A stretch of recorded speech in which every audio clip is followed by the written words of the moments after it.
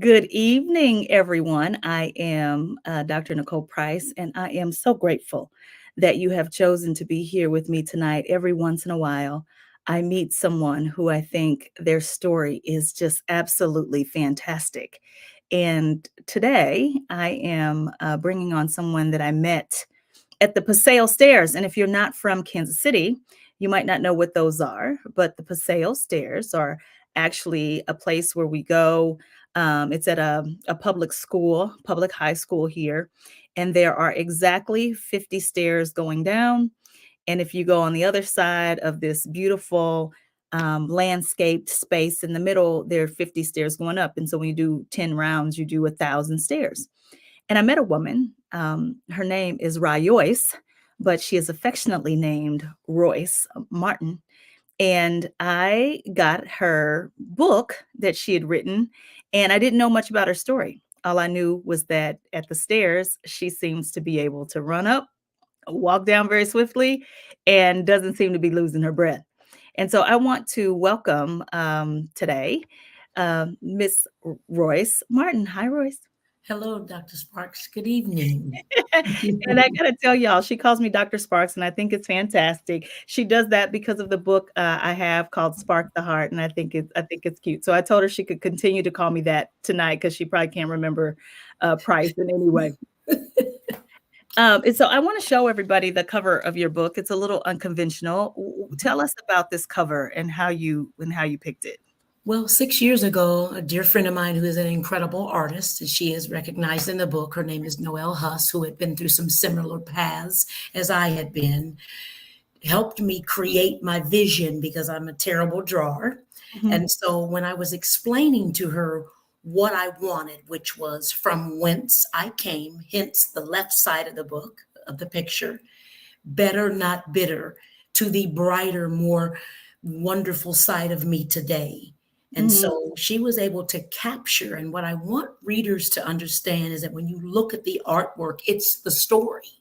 Yeah, The story, yes. it's in the artwork. How long ago was that when you had that vision to write a book? 2017, which was exactly 4 years post the story in the book. Okay. All right, and we did just say that we were not going to like give away points in the book. But I one of the ways that I got people to join today was I told them that I was going to give them tips about writing a book. And one of them is to actually have a vision. And you had a vision, and that was, let's see, was that 6 years ago? Seven? Well, it was actually 10 and a half years ago Oh, when the 10 and a vision half. came to fruition. The Okay. artwork was inspired and created in 2017. However, the thoughts behind the process, Dr. Sparks, has been being created for 10 and a half years. Got you. And Yes. so when you say you had a vision, can you tell people who are watching, what did that look like? Did you create a vision board or what did you do? What it looked like was a compilation of my life through the therapies that I had in a challenging situation.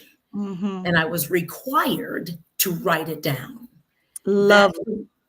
for me was beyond cathartic because I had to look at it every day. I Mm, had to relive it so much so that I could tell it hmm. How often did you write?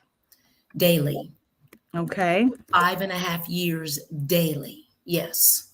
That's actually one of the second points that I want to tell people that I think is important is to write daily.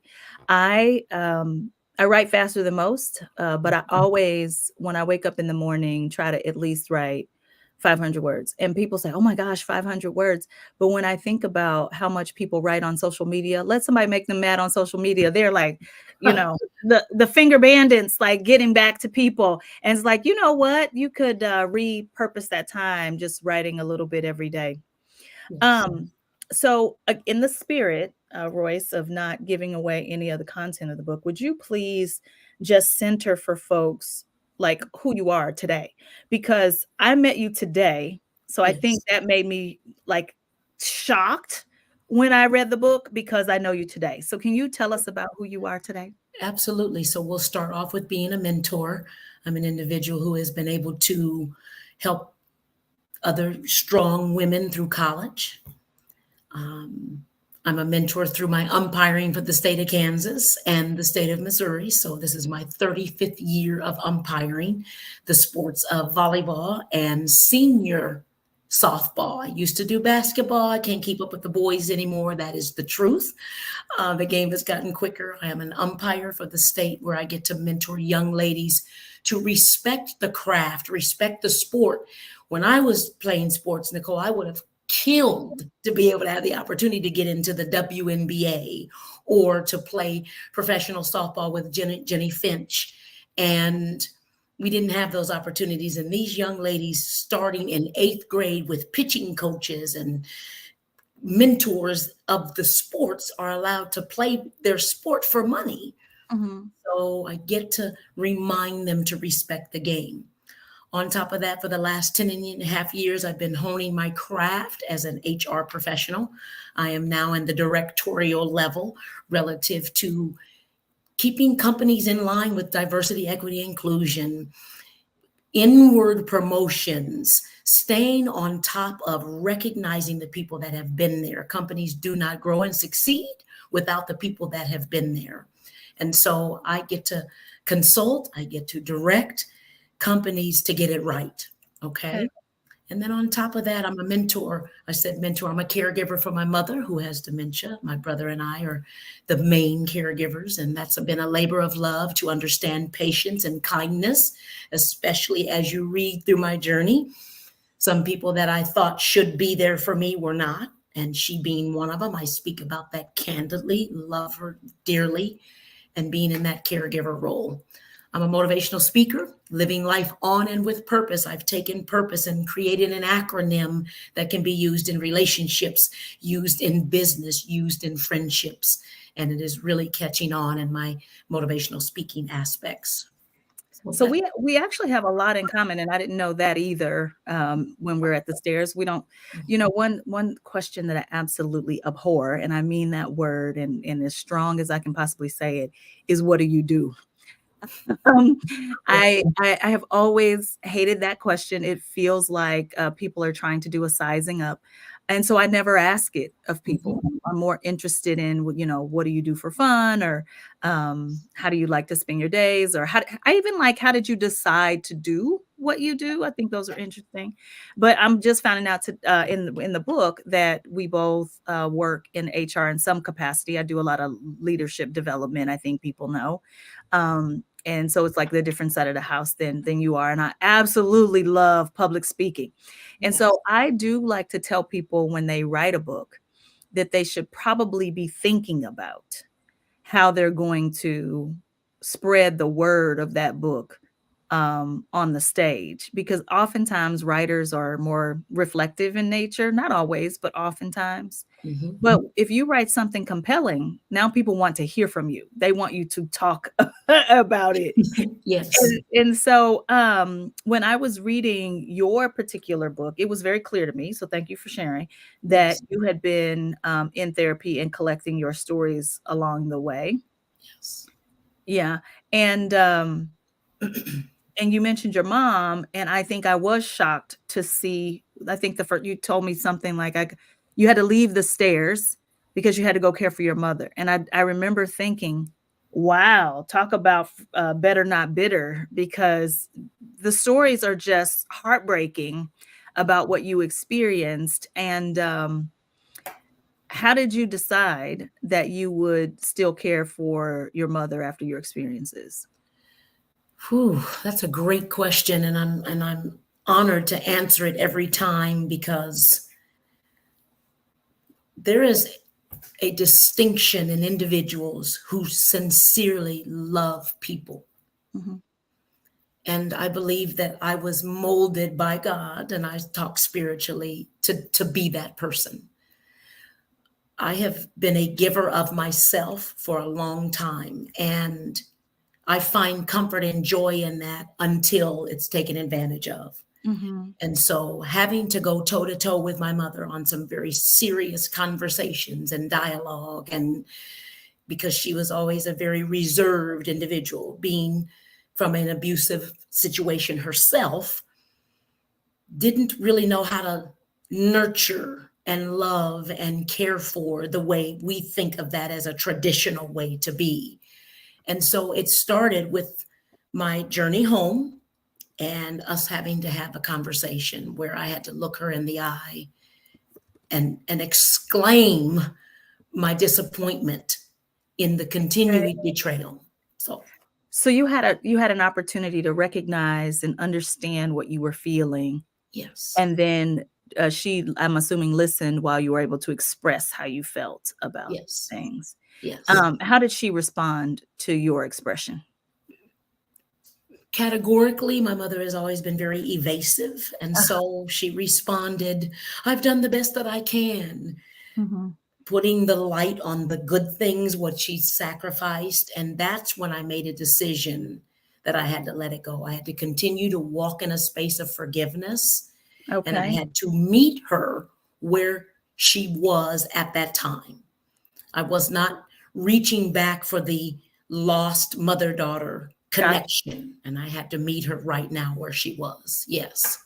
Now tell me this, when you started writing, how far along your healing journey were you? It was at a very, very beginning, early stages, Okay, because writing the stories required me to go back. And I had repressed, blocked all of that. There are mhm, still memories I'm challenged by, mm, those that were most vivid and most specific. I had to recall those and I had to bring them to light again. okay. You know, Yes. what one of my rules, is to heal then write. But the only reason I do that, and the reason I suggest it to people who are writing about real situations, Royce, and I'm interested in your perspective, is because I don't wanna regret what I have solidified on paper. And so I feel like if I take time to kind of process things, not before I write, but certainly before I publish, Okay. Okay. that I'm clear about telling my story and no one else's, that I stand courageous when I don't write well about people. It is true. It is my perspective. It is honestly, I kind, even when I'm sharing things that are harsh, I tend to say it in the kindest way I possibly can. So my natural way, Royce, is to write with lots of color.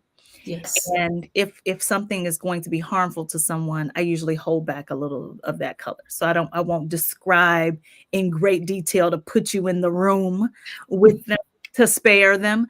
Um, but Anne Lamott, I think, said if people wanted you to write better of them, they should have behaved better.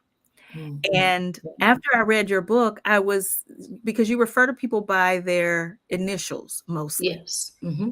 Can you tell people why you did that? Well, first and foremost, I'm still living. Some of these characters are still here. Okay. And the perspective was I did not want people to focus on the people. I wanted them to focus on the journey. Okay. So that if you knew who it was, this is what happens in the world. You talk about things and people and light, your perspective changes because of what you know of the person telling the story. And I Mhm. didn't want that.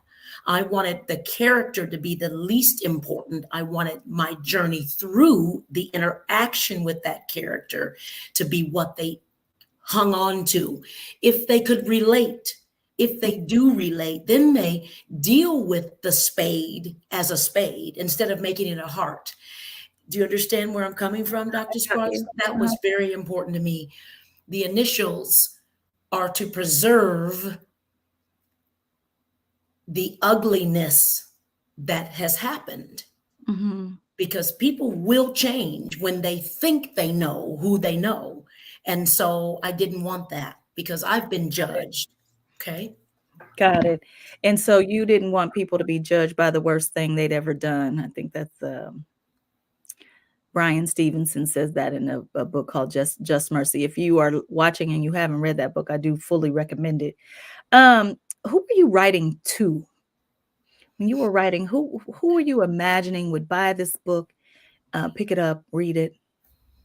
Excellent question from a standpoint of very many different pockets.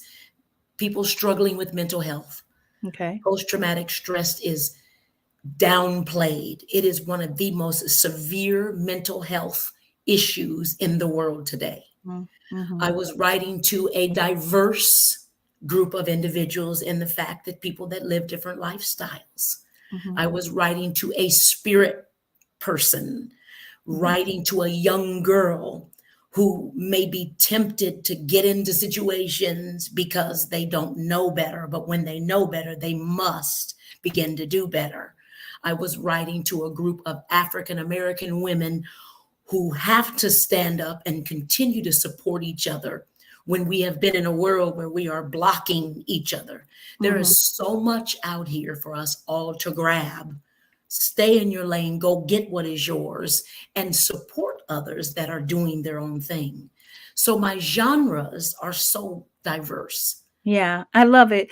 I think anybody could get something out of this book.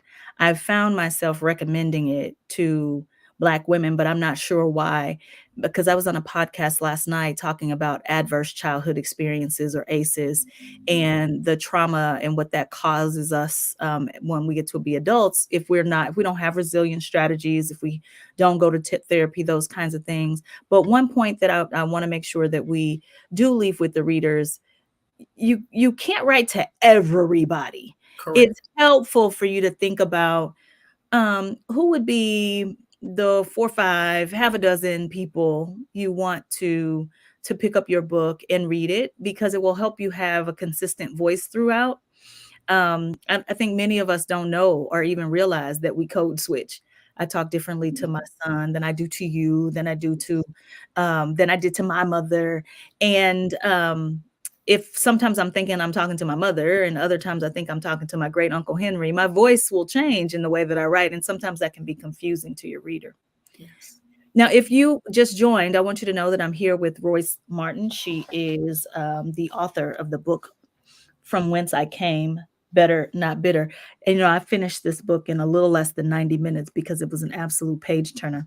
Um, and I think also because I know you, right away, you catch the reader. Was there a reason why you jumped into that so quickly? Like, don't, without again telling, I don't want to ruin it for people, Mhm. but you jumped into the meat of it very quickly. Is there a reason why you took that approach versus easing us in? I believe when you stretch out the truth, there Mhm, becomes an ability to falsify. I wanted it to be real from jump.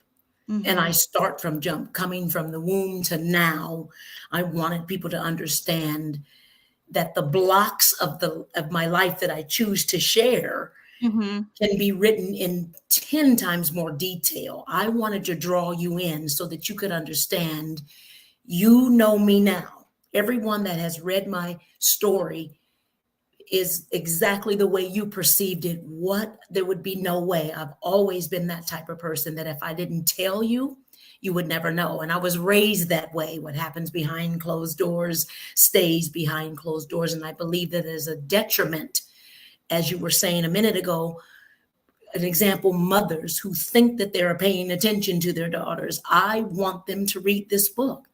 I Yeah. want them to understand, not from a guilt perspective, from a washing it under the rug perspective, that if something happens at the age of 12 to your child and it is not addressed, it will continue to set patterns in their future. And be okay addressing that. Be okay accepting responsibility for missing something so that you can not miss it again. And so I got to the meat of the story because people thought they knew, and then when they read it they don't really know, and it was a blessing for me to get there. Yes. I had that experience with the Wholly Educated MFer. I thought that I was pretty much an open book, and I thought I'd shared so much of my life, but when people read it, one person in particular who known me for 35 years, she said, "Oh my gosh, I didn't know X." And it's kind of interesting how people don't know. I will tell you, and let me apologize to everybody who's online. I wasn't paying attention to the comments coming in, but if there's a specific question that you have for Royce, please let me know, and I will share it with her, and we'll address any questions that you might have. But I did find myself, there were these gems throughout the book that I was like, oh, she just put that out there and then just kept right on going. And what made me realize that, or remember that I thought that, was when you just said all that you just said about how parents need to be more attentive to their children. There's like one sentence where you said, basically people were, I don't want to give it away. But it was like one sentence. And I was like, oh, you could have given like 10 points to tell people how to be better parenting, or watching out for their children. And you said something to me at the stairs when I said, Royce, you didn't give me anything to let me know that you were okay if I didn't know who you were. And would you tell people why you did that? Why you made that choice as a writer? Well, first and foremost, again, I those were my struggles. And even up until this year, I've still been dealing with some challenges in the world and in the acceptance of understanding some things that have happened to me. And I did that so that people would understand that everyone goes through something. You Mm, have to be strong enough to push through those things, be resilient each and every day to get out here and be better for other people. I didn't have those chances, Dr. Sparks, so I created chances for people to find that through me. I And so love it. that's the reason. Thank you. Yes. I love it. It makes for a good sequel. So I wasn't going to share that today. And also, if you're new, we did tell you that this was going to be about getting some tips for writing a book, Yes. and this was not clickbait. One of the ones we've shared is that you have to have a vision. Royce had a life of experiences that she wrote about. When I met George Fraser in 2009, he said to me, well, if there's a topic you want to write about that's not your life, then you just make a folder, and it can be an electronic folder or a real one. And every time you find something interesting about that topic, just put it in there and do Yes. that for like a year, and then see how it compiles at the end. But you have to have some vision. And I also wrote on my vision board almost 8 years ago that I was going to write a book. The other thing is, I know, Royce, you said you wrote daily. When I'm working on a book, I write every single day. Sometimes it's longer than others. Sometimes I don't have much to say. But even if I don't have anything to say, I'll write down, here's some things I'm thinking about, but I don't have any, clarified thoughts about it. We didn't talk about this one, but you need to just write and try not to Yes. edit yourself while you're writing. If you are Absolutely. writing and editing, it is going to be a whole problem. Yes. Royce, you wrote through your pain. I tend to heal first and then write, just so that people can feel that I am an authority on what I'm kind of talking about. And then one of the other things we talked about was choosing a reader. Now, Royce and I did not connect beforehand. And so I did not get a chance to ask this question, which I should have asked before we got on. Royce, there's some personal things that you share in the book. Am I good to ask whatever question I want to ask? You Or may ask any question with the exception of the specific character. So, yes. okay, Okay. perfect. I'm not going to ask any questions about specific characters, and I'm not Okay. going to give away anything in the book, because I think it was wonderful for me to Mhm. not know any of it and to Yes. just be like, oh my gosh, what's going to happen? Like it was very much an exciting read. So, my question is about, it feels like you chose to like come out in the book. Was that also purposeful, or was it just part of your story? When we're talking about come out, we're talking about sexuality, that kind of thing. Yes, ma'am. That's a great question because I've never hidden it. I just haven't been one to run around with the flag, so to speak. Yeah. I am genuine and I don't believe that the essence of who you sleep with makes you as a person. And that's the challenging thing in this world about different lifestyles, gay, lesbian, transgender, etc. People want to raise a flag. I want to be known for who I am to people in the world, not what I do behind closed doors. Yeah. And so it was a solidification to tell people, if you didn't know, you know. It Yeah. still doesn't change who I am in front of you. It Yeah. still doesn't make me want to be liberated. I feel like, as I said, diversity in relationships. I can relate to so many different people. I'm very proud of who I am. I don't want people to think, oh, you were abused. This happened to you. This is why, because people do want to Yeah. box you into that thing. I didn't want that. Yeah, So, that was another thing. That was another point in the book where you kind of said one sentence. You know, like this one sentence about people tend to think X, and that is not my experience, right? I am attracted to women. And it was another one where I was like, oh, this is a good opportunity to people are so ignorant sometimes. And I love people deeply, and they are ignorant sometimes. And I said, oh, that was a good opportunity to really like educate because when people love you, I think you have a little more agency to help bring them along on a topic that they might not be aware of. mhm. And is it that you don't feel the responsibility to educate, or that you just don't want to? Which is it? it's it, it's a combination. I feel like people who are interested will ask. I'm always an asker. And Okay. I've been told, oh, you're just being nosy. Mm, Incorrect. You do not get to know people unless you genuinely care about who they are. Let me give you a quick example. I have umpired with a young lady that is mentioned in my insightful thoughts. okay. And she came to my book signing last evening and she said, please forgive me because you have always inquired about me, my life, the things that I'm doing. Not once have I ever asked you about you. And so that is the nature. And I know you know this, Dr. Sparks, about lazy listening. People will say, good morning, how are you? And keep walking. I've Hmm. always been that individual to stop and expect an answer. If I ask you how you're doing, I want to know. If I Yeah, say good morning, have a great day, that means I'm keeping moving. I'm And keep on so going. keep on going because I didn't ask. And that we are such a people like that. Well, I think I know you. No, you really don't. You You assume based on how I carry myself that you know me, but you don't know me. now, what do you do when you're trying to keep walking? You say good morning and what? Have a great day. Have a great day. See, mine is how you doing? Good to see you. And I need to maybe stop asking the how you doing. I need to just say it's Absolutely. good to see you. Because when I'm in a rush, sometimes I can't. In most situations, I can, but I think specifically about when I go to the nursing home and I say, "How you doing, Lord?" I can get stuck for about 5 minutes. Somebody talking about their gout, and I'm on this empathy journey, trying to be better. So sometimes I just got to say, "Good to see you." Yes, If you're just now getting here, I wanted you to just know, and Royce, this is your first and only book, correct? that is correct. I recommend this book. I got it at the recommendation of Royce herself and Miss Nadine Ferris, who I don't do these interviews often. I think I've done four.